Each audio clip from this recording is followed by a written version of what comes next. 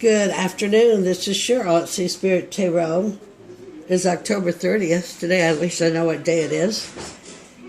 And after I had that great tribute to Scorpio with honor and respect and how cool I was, well then, what happened, it seemed as if I went into my usual death and despair that Scorpio often does. But it's a time of looking deep, and it's a cosmic crazy out there, so it is. But I'm recovered, and now I am just like back on gratitude and higher than a kite with it.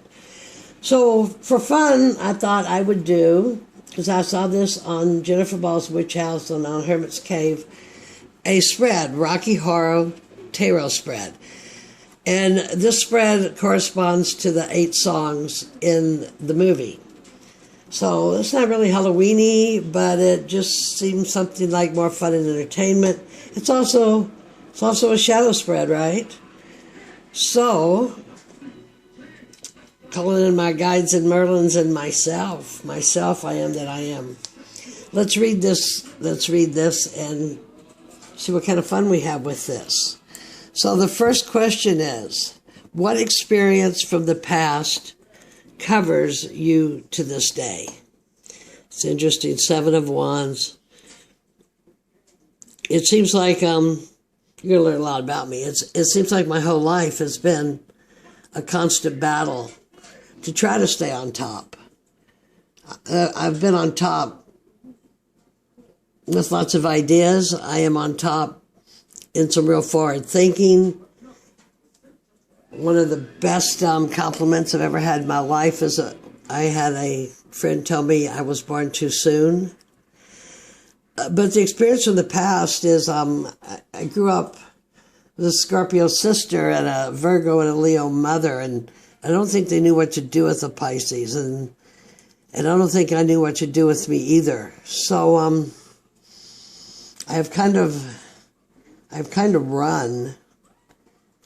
I've made my way. It's a 7. A 7 is, what's the experiences? I have many experiences, from survival school in the glaciers to out in the wilderness, more of living basically in the Rockies. To now I'm back home here in Galveston. And I'm trying to put down these wands and use these wands I keep wanting to call them a 5. There's a 5 down here it's a 6. 6 of a new direction, and using this singular wand I have is to move ahead. My guides have finally, I don't know, I've broken free of that karma or whatever you want to call it, and I'm doing more what I want. So I'm relearning the tarot. I mean, it's kind of been in the background for 15 or 20 years. It hasn't been absent, but as I've said, when I started, there wasn't even dumb phone. I mean, there was telephones, there was no internet. It wasn't easy to even get information. But anyway, I think that's pretty well right on. And my sun, soul, spirit, which is your fire, your wands, like I said, is a Pisces, but then I have this Aquarian moon that kind of makes everything crazy. What influence? What do you feel passionate about in the here and now? Death. Okay, this is a multi-layered card right here. First of all, I was a nurse for 30 years, and I ended up my last killing burnout in long-term care in rehab 2 blocks from my house where I could ride my bike to. And that's looking at death in the face, folks. At AMA, you're there with those people. You're there for 12, 14 hours a day with them. So you see your own mortality real close. Maybe how it was related to your morality, huh? The other thing I see is, thank to God, is death of what I call the karmic RN, from me just battling around and kind of being out of direction with the 7. Death to that. I'm looking at dropping into a part of my life where my crafts or my ritual learnings or my philosophies, I'll see if I can make a living off of them. At this point, I'm not. At this point, I'm just doing these spreads for fun and entertainment and learning. But maybe that, and maybe make some magic things to sell. I don't know. Etsy, eBay. My daughter keeps telling me I should make magic wands. And my daughter is a Taurus, and she's like so straight and stuff. But I mean, it's just to me such a compliment. That's what she keeps telling me over and over I should do. Okay, 3. What has just emerged that seems helpful to you or is harmful? What has just emerged is my life is becoming more in balance. Though it doesn't seem to be becoming more in balance financially, what I need to continue to believe is it will provide the scale of justice.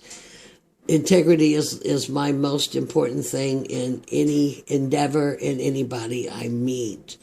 So what has emerged here is a 6 of an opportunity to move to something different, something that fills my soul in all the elements and the soul, the ether. So I find that to be quite exciting. Now we have 4. Who is the real me?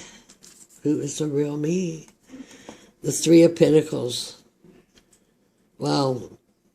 One who actually can solidly put things together. This is a really hard card for me to read for me. 3 of Pentacles.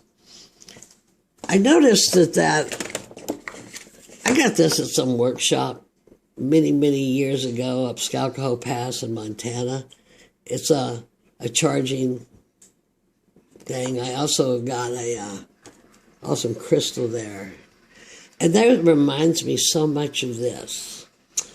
So I guess the real me is the one who continues to study into the metaphysics and have my interest there and make something out of it, as I've always wanted to do, but have always turned in fear and self-doubt away from it.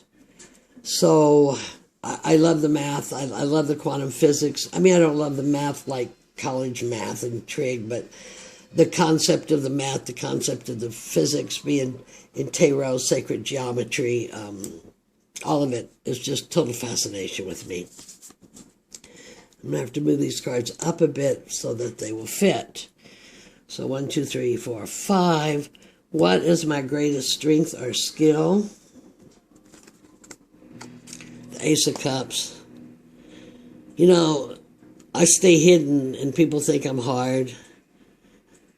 So my greatest strength or skill that I need to bring out is the Ace of Cups.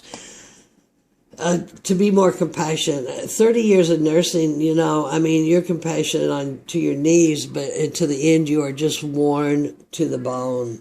Your compassion is, I'm not saying it's not still there, and I'm not saying you don't treat each person, but in the overall, it became so exhausting to me to cater to all those people's needs, at which time I stayed totally isolated to myself almost the whole time. I mean, especially when I had to go into hospital nursing versus a nursing that was more of a social work kind of position.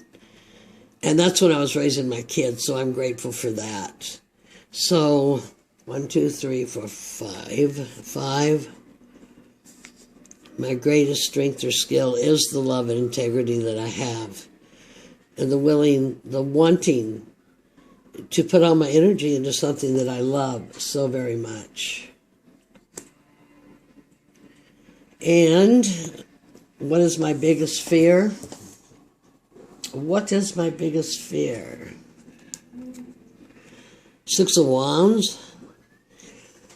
6 is perseverance, and it is overcoming obstacles, finding new direction. In this Rider-Waite presentation, it is one of celebration. What is in the Rider-Waite? Well, this is an off of, almost all this deck is Rider-Waite. I think it is achievement and claim, is it not?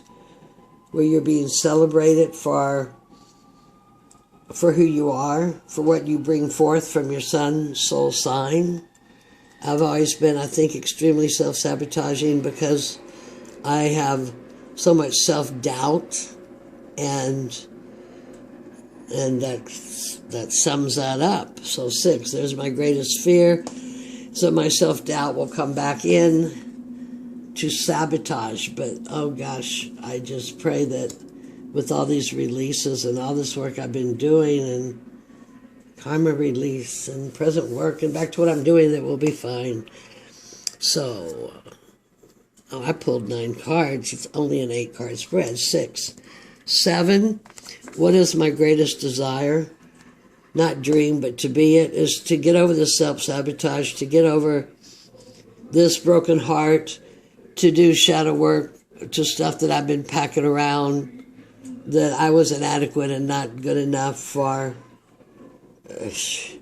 my whole life, since I was like 6 or something. And I've had, this is interesting, if you want to go through, this is creativity. It's another 3, which is actually pretty cool, because that's creative. I would be very creative. But I have actually had one relationship that we were young, dumb, and whatever, in college, and 2 that were pretty damn heart-wrenching.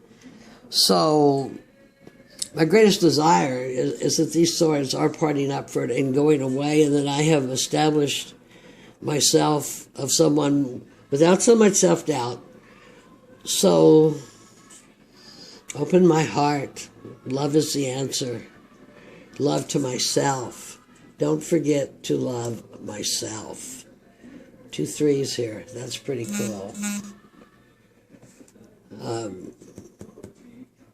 Death to the old way, balance. Ace of Cups, love myself more. And what outcome would be the most deeply satisfying for me? My first hit on this is in the Wheel of Fortune is to have my elements balanced.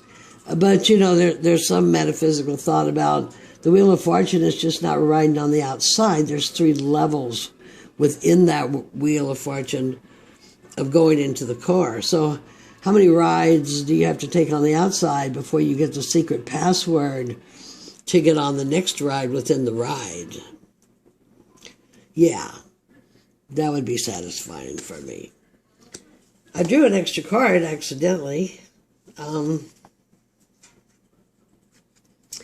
8 of Pentacles, hard work. Hard work, or I don't even know if it has to be hard work. Persistent work. Persistent work. My house is decorated for Samhain beautifully, gorgeously, because, you know, I don't even have to pull that much extra stuff out. But anyway, it is. It's awesome. It's magic. And there's a part of me that in 2 days, I can't wait to start moving things around, to inventory craft supplies I have and such, to determine what else I can add to work with all 4 of the elements and do as a meditation. And that may sell on, who knows, eBay, Etsy. Who knows where I'm going. I know that I'm still struggling with writing the about part of me on my YouTube channel.